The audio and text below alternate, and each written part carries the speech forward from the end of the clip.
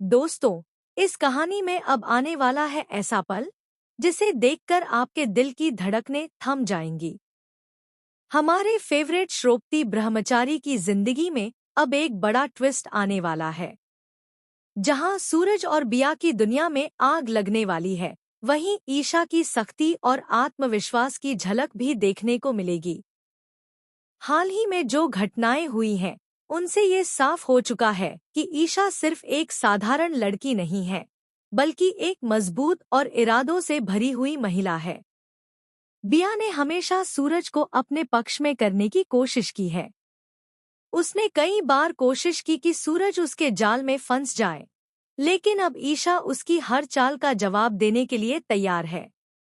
दोस्तों, आपको बता दूं कि बिया की मंशा सिर्फ सूरज को प्रभावित करना नहीं है, बल्कि ईशा को भी अपने रास्ते से हटाने की है। वह चाहती है कि ईशा कभी भी सूरज के करीब न पहुंच पाए, लेकिन ईशा किसी से कम नहीं है। जब बिया ने सूरज के सामने अपनी बातें रखी, तब सूरज सुनते ही रह गया।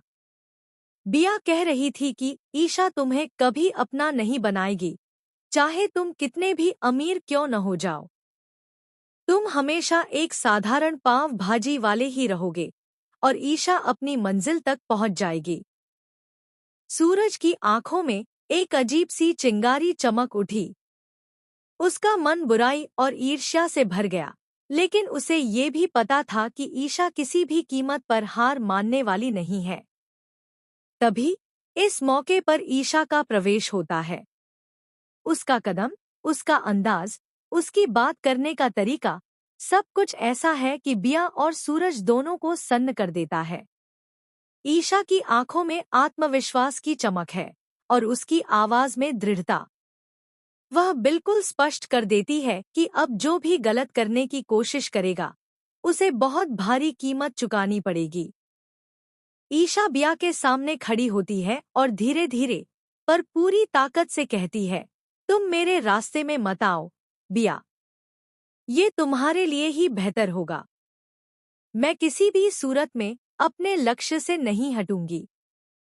चाहे तुम कितनी भी चालें चलो, मैं अपने इरादों में कभी कमजोर नहीं पड़ूंगी। सूरज मेरा है और मैं उसे अपनी सोच, अपनी मेहनत और अपनी ईमानदारी से जीतूंगी।